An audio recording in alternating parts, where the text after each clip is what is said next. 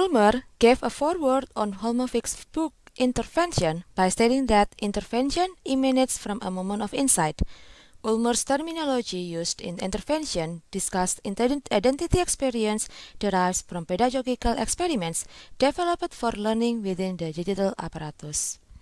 Holmevik overviews Gregory Ulmer's apparatus theory on Table 1.1 and believes that play is the driver of intervention. It practices in entertainment rather than in science or religion, and he sees innovation and intervention on that play. Holmevik takes both Ulmer's challenge to invent electricity and Moultrop's call for intervention, as described on page 3, as parallel tracks that form the bridge between play and reflection, ludology and literacy, in a new intervention. The wide scope of this book includes electricity and an in-depth treatment of the ludic transversal and how it can aid us in our quest to invent electricity. In conducting ludology, on page 14, Holmevik traces lines of arguments for how this book distinguishes itself from both rhetoric and ludology via Ulmer's electricity.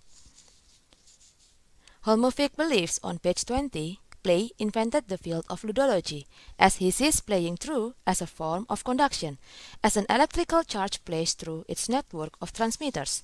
He also aims to conduct ludology into a new phase, and focuses the study of play in hackers. Holmevik points on page 28 the other side of hacking that is even more interesting in terms of electric invention.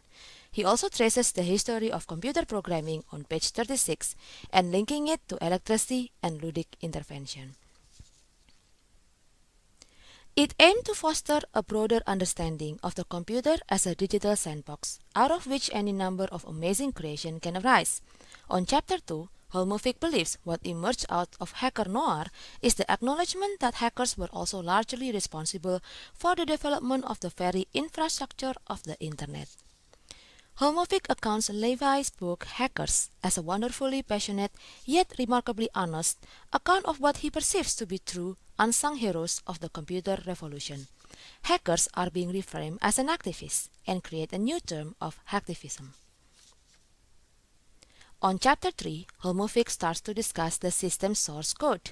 Holmevik illustrates the true hacker spirit on page 64 when hackers had all the source code available and soon began to make little revisions.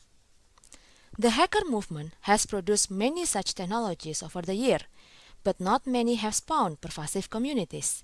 The historical study in chapter Ventura on Holmevik's book focuses on the forerunner for all of today's virtual worlds and massively multiplayer online games.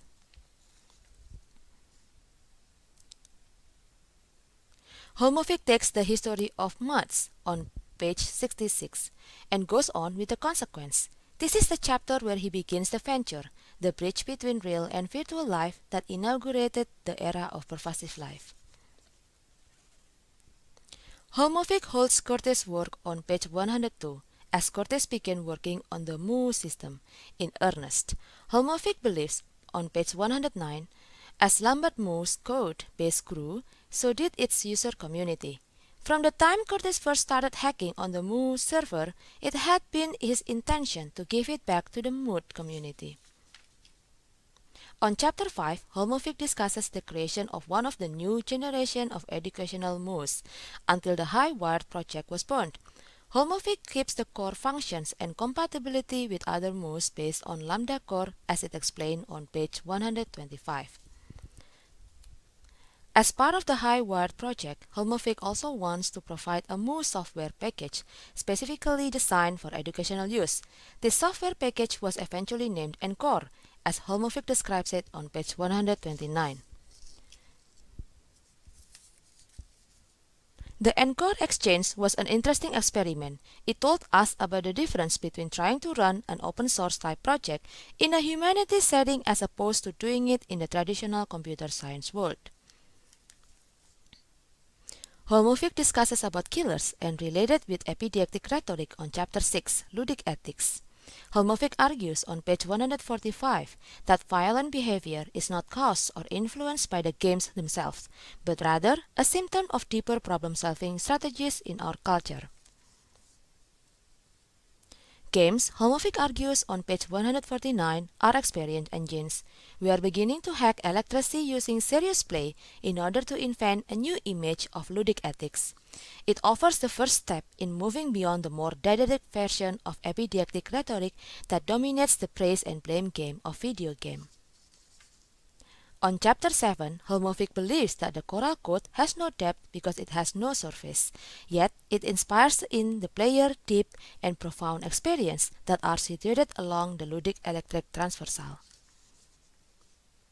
Holmevik concludes the Burning Chrome chapters by discussing it was the ludic transversal that led us, and all we did was play along. It plays through all of this in a rhetorical intervention that conflates them into a new ludic emblem.